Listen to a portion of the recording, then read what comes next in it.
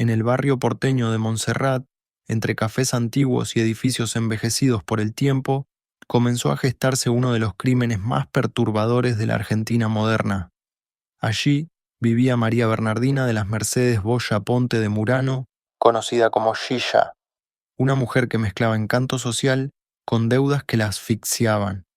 Entre 1979 y el inicio de la investigación, su nombre empezó a rodearse de muerte, sospechas y traiciones íntimas.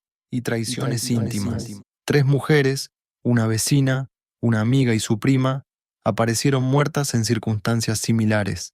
La policía, los forenses y un interrogatorio tenso revelaron finalmente lo que había sucedido. Quédate con nosotros, que acá te vas a enterar de esta horrible y peculiar historia. Este episodio relata un caso real basado en información pública y fuentes periodísticas. Se aborda desde una mirada narrativa y documental, sin intención de difamar ni afectar la sensibilidad de personas involucradas. El contenido puede incluir interpretaciones del autor. Toda persona mencionada conserva su derecho al buen nombre y a la presunción de inocencia en el caso que corresponda. Gracias.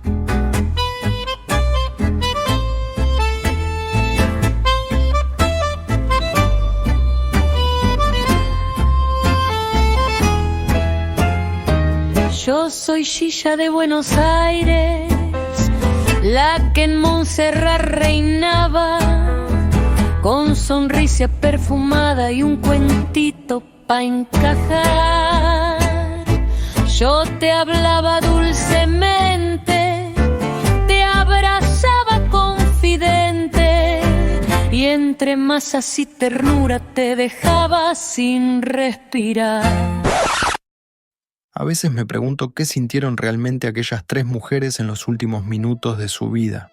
¿Qué habrán pensado al ver a Gilla entrar por la puerta con su sonrisa ensayada, su tono amable, su perfume dulce que impregnaba el aire, ofreciendo esos petits fours que parecían un gesto de cortesía y terminaban siendo una sentencia? Quizás nunca imaginaron que la traición podía tener ese sabor. Quizás la confianza les impidió sospechar lo impensable, y mientras repaso cada detalle, siento que estoy entrando a un departamento porteño de finales de los años 70, escuchando el eco de las voces, viendo el aire detenido antes del veneno. Todo empezó con una pregunta silenciosa, una que nadie se hacía en voz alta. ¿Por qué las amigas de Gilla estaban muriendo una tras otra?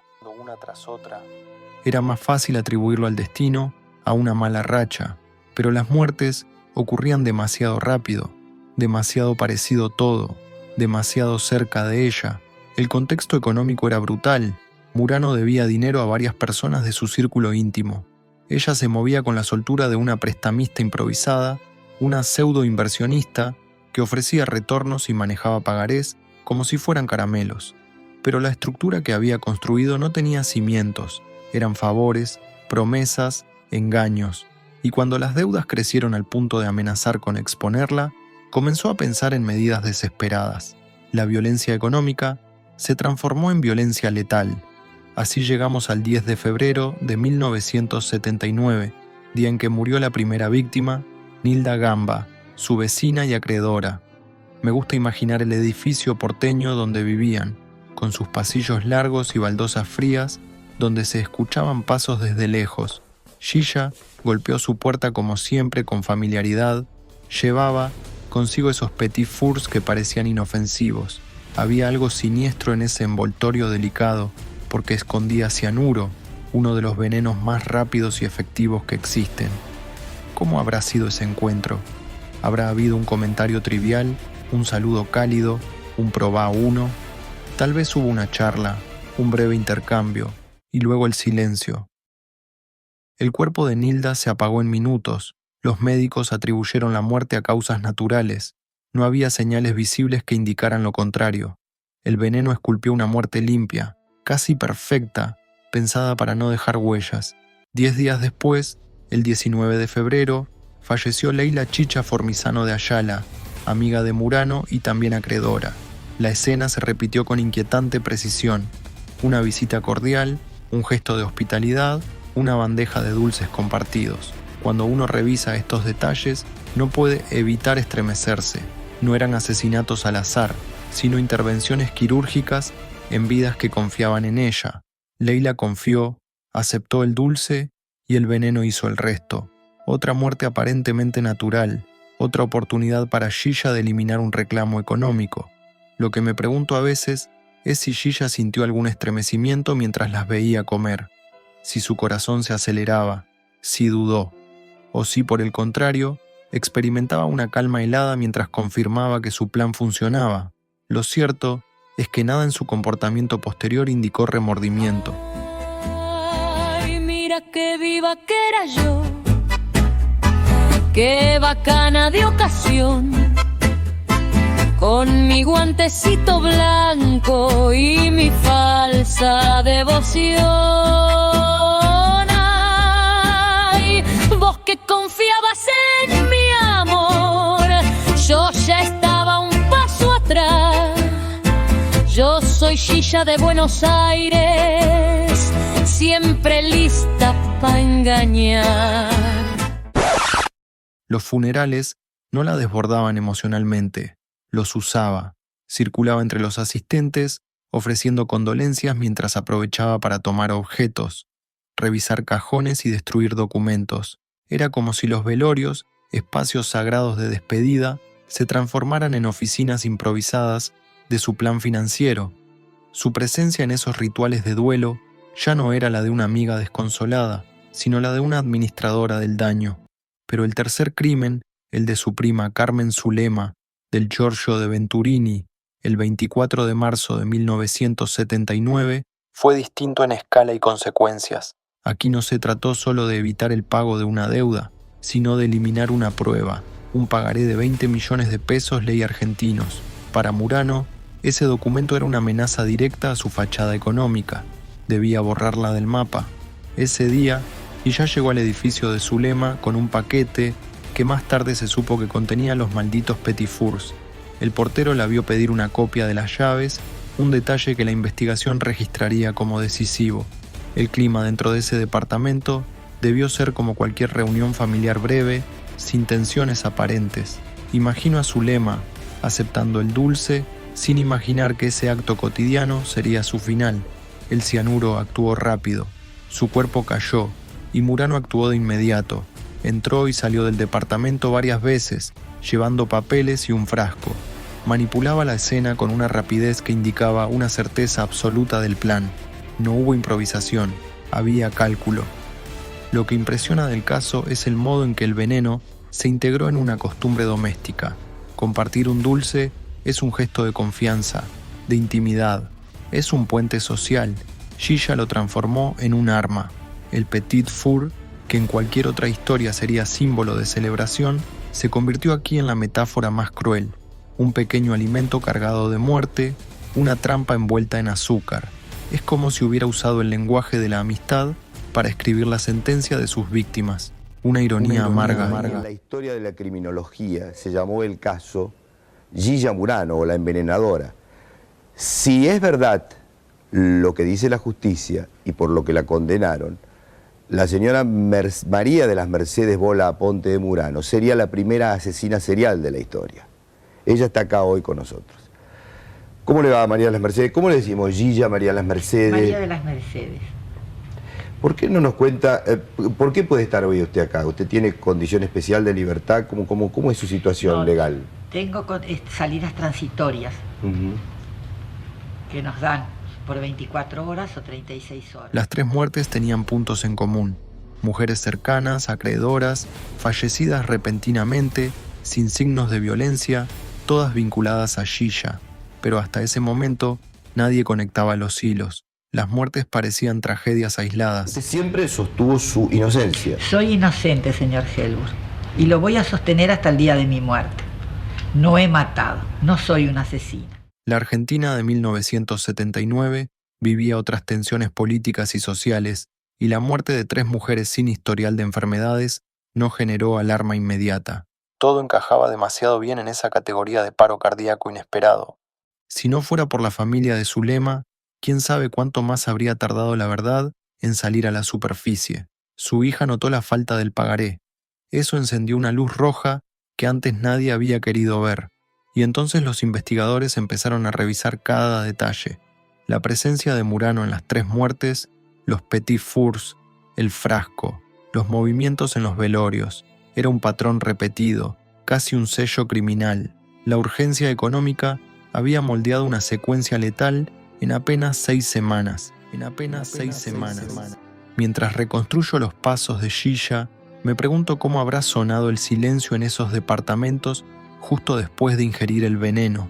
El cianuro actúa cerrando la respiración celular, dejando un cuerpo sin capacidad de oxigenarse.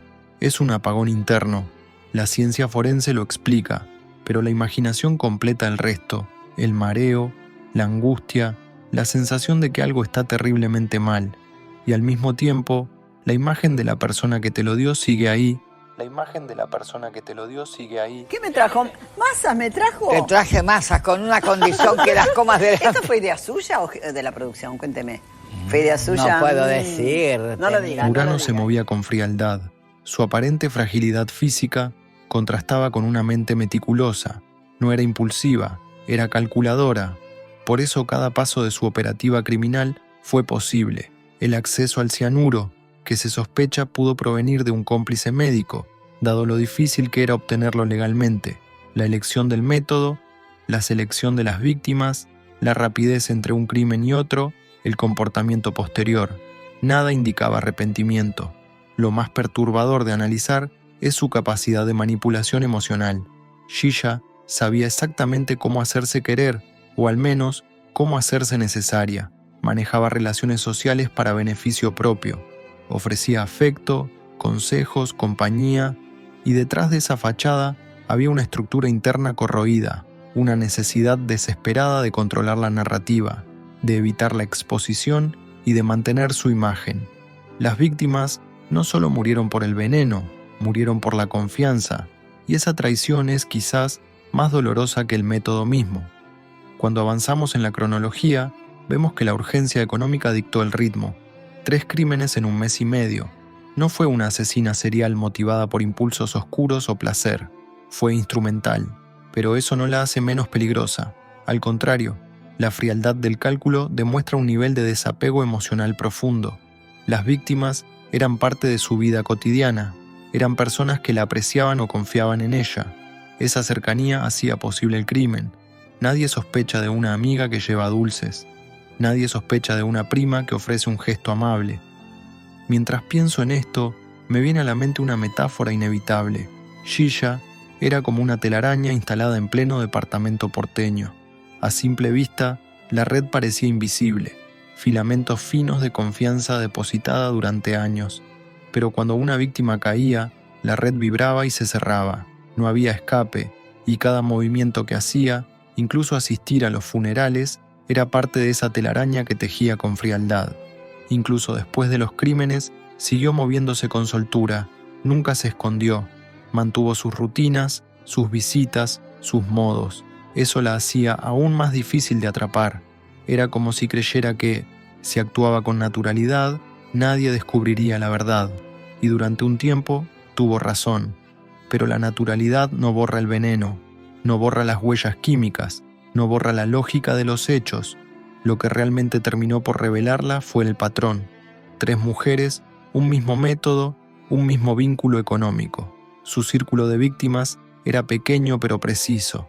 Cada muerte tenía un móvil claro y una oportunidad evidente, y esa repetición fue la clave. Sin el tercer crimen, tal vez la historia se habría desdibujado entre explicaciones médicas superficiales. Pero el pagaré desaparecido y la conducta de Xiya durante las horas posteriores a la muerte de Zulema encendieron un foco de sospecha que ya no pudo ser ignorado. Cuando la investigación finalmente se activó, la operativa criminal quedó al descubierto, el acceso oportuno al veneno, su administración a través de alimentos, el aprovechamiento del contexto íntimo, el saqueo posterior, el intento de borrar rastros, la manipulación del duelo. Era una estructura completa, una secuencia lógica, y aunque Xiya intentó sostener un discurso de inocencia, los hechos hablaban por ella. A veces, mientras reviso el caso, me invade una sensación difícil de explicar, la mezcla entre la banalidad del gesto, ofrecer un dulce, y la gravedad del acto, asesinar. Ese contraste es lo que hace que la historia permanezca en la memoria colectiva. No fue un crimen impulsivo, violento o ruidoso, Fue silencioso, íntimo, casi doméstico. Fue un crimen que explotó la confianza. Y al final, cuando pienso en las 3 víctimas, Nilda, Leila y Zulema, eran mujeres que vivían su vida, que confiaron en una amiga o prima, que compartieron un momento cotidiano que terminó siendo mortal.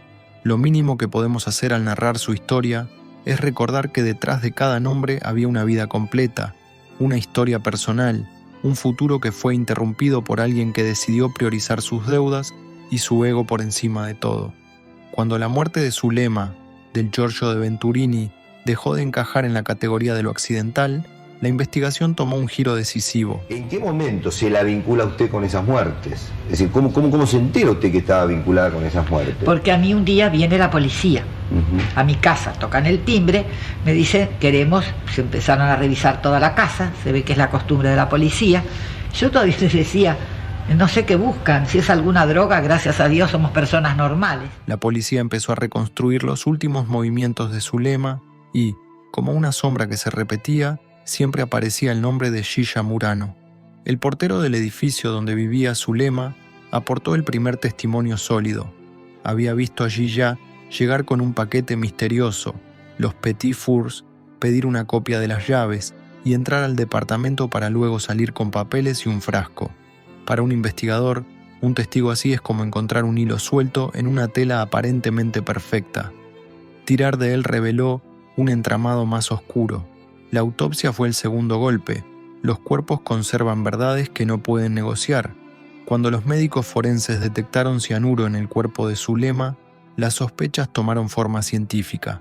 Ese hallazgo reabrió las autopsias de las 2 muertes anteriores, las de Nilda Gamba y Leila Formizano de Ayala. Ambas presentaban patrones compatibles con la intoxicación por cianuro, aunque no se había detectado en su momento. El veneno, tan rápido y eficiente, había sido la clave para camuflar los crímenes bajo diagnósticos superficiales. Mientras tanto, los investigadores allanaron la casa de Gilla y encontraron un frasco con restos compatibles con cianuro. La coincidencia con lo encontrado en el departamento de Zulema fortaleció el vínculo. No era solo circunstancial, era químico, directo, material. De pronto, los Petit Fours dejaron de ser un detalle anecdótico y se convirtieron en la evidencia central del caso. La investigación judicial avanzaba en paralelo. Los interrogatorios a vecinos, amigos y familiares de las víctimas empezaron a trazar un mapa emocional y financiero que revelaba lo que la superficie ocultaba. Gilla debía dinero a las 3 mujeres muertas. Ese detalle, combinado con el descubrimiento del pagaré faltante, estableció un móvil contundente.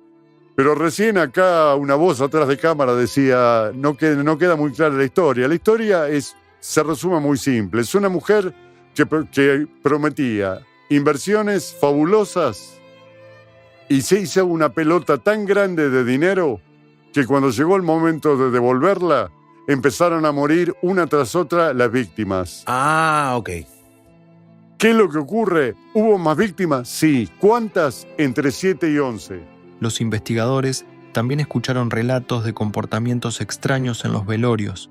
Murano entrando a habitaciones privadas, revisando cajones, rompiendo papeles.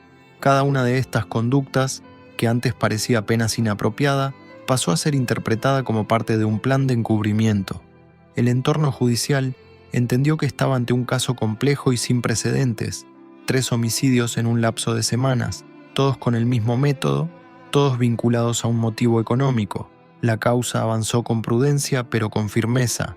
Se tomaron declaraciones, se recopilaron documentos, se examinaron restos de los alimentos ingeridos por las víctimas, se revisaron los movimientos financieros de Murano. Hubo obstáculos, el tiempo transcurrido desde las primeras muertes, la falta de registros detallados en los hospitales y el contexto social de los años 70 dificultaron ciertos peritajes, pero la acumulación de pruebas, la química, la testimonial y la documental, creció como una estructura sólida que ya no podía ser derribada. Finalmente, la declaración de la propia hija de Zulema, señalando la desaparición del pagaré y el comportamiento irregular de Gilla, reforzó lo que ya se intuía. No se trataba de muertes aisladas, sino de una secuencia homicida diseñada para proteger un colapso económico personal. y esa convergencia de elementos permitió que la justicia avanzara hacia la condena. En la sociedad, el impacto fue inmediato. El caso tomó relevancia pública porque rompía con un tabú profundo. La asesina no era una figura marginal, ni una desconocida, ni alguien violento.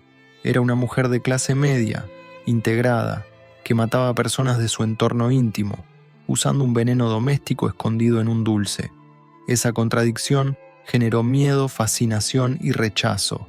Los medios amplificaron esa mezcla, convirtiendo el caso en una rareza criminológica.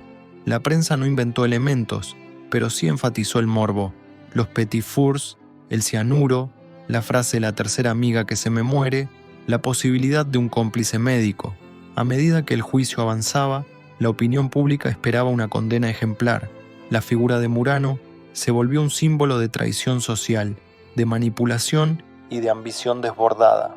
Los testimonios de allegados la describían como alguien encantadora, pero también imprevisible, capaz de un doble discurso. Ese contraste fortaleció la percepción de que la justicia debía dar una respuesta clara, y así ocurrió.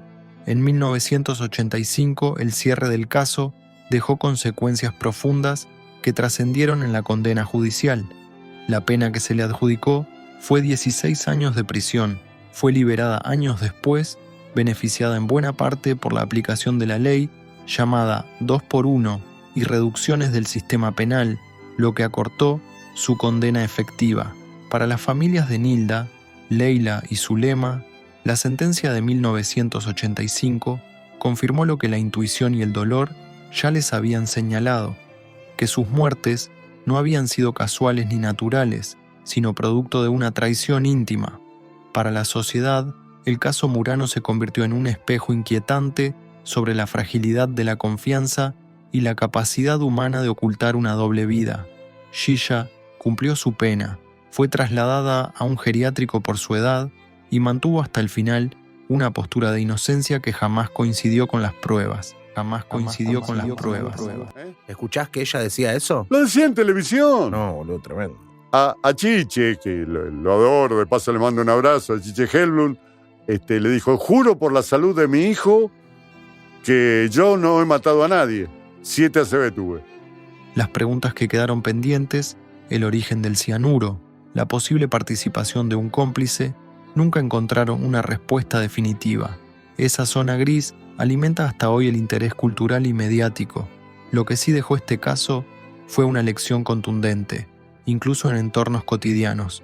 La verdad puede quedar atrapada tras gestos aparentemente amables, y descubrirla requiere paciencia, rigor y memoria, pero por sobre todo, memoria.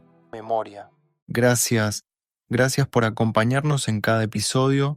Los invitamos a que nos sigan y activen la campanita para que les avise cuando haya un nuevo capítulo, que nos califiquen con la mayor cantidad de estrellas posible si les gustó y que nos recomienden para que esta comunidad siga creciendo. También los invitamos a escuchar los casos anteriores. Recuerden que es una producción totalmente independiente y si pueden colaborar, no importa el valor monetario, lo pueden hacer a través de Mercado Pago con el alias Crímenes Argentinos. Estar hoy entre los 200 podcasts más escuchados es un verdadero honor que logramos únicamente gracias a ustedes. Además, nos pueden seguir en Instagram, en @crímenespodcast, donde leemos y respondemos todos tus mensajes con opiniones, sugerencias de casos o lo que se les ocurra. De verdad, muchas gracias. Que tengan una hermosa semana.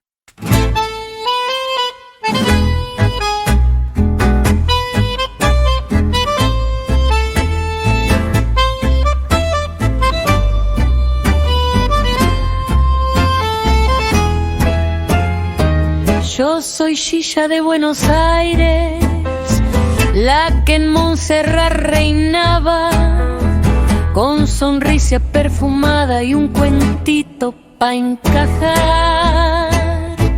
Yo te hablaba dulcemente, te abrazaba confidente, y entre masas y ternura te dejaba sin respirar. Porque en esto del encanto yo tenía escuela bien de mina, esas luces que alumbran fina pa' que nadie pueda ver. Mientras vos me decías pagame, yo te hacía algún rezo suave, y entre el té y algún favoreja en un cajón te ibas a volver.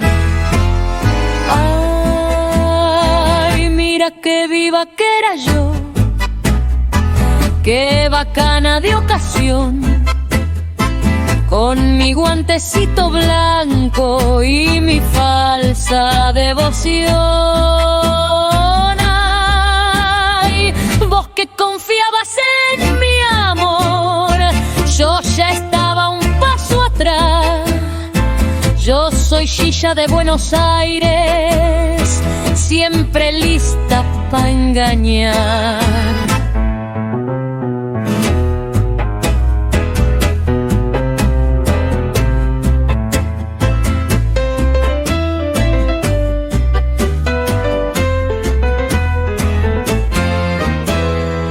No hay pipistrela más fina que te clave la estocada, con perfume de amiga honrada y un cianurito sutil.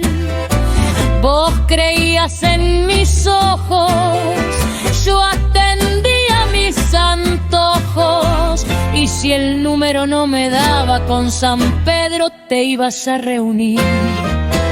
Y después en los diarios, cuando todo se sabía, yo decía entonadita, ay, qué injusta es esta ciudad, porque si ya nunca miente, solo arregla lo que se viene, y entre té, sonrisa y cuento, te firmaba la eternidad. Mira qué viva que era yo, más canchera que un buen gol. Yo jugaba en las grandes ligas del chamullo, profesora. Y vos me decís que fue traición, pero yo lo digo así. Yo soy Gilla de Buenos Aires, y conmigo no se juega, sino pa' la Chacarita te vas a ir.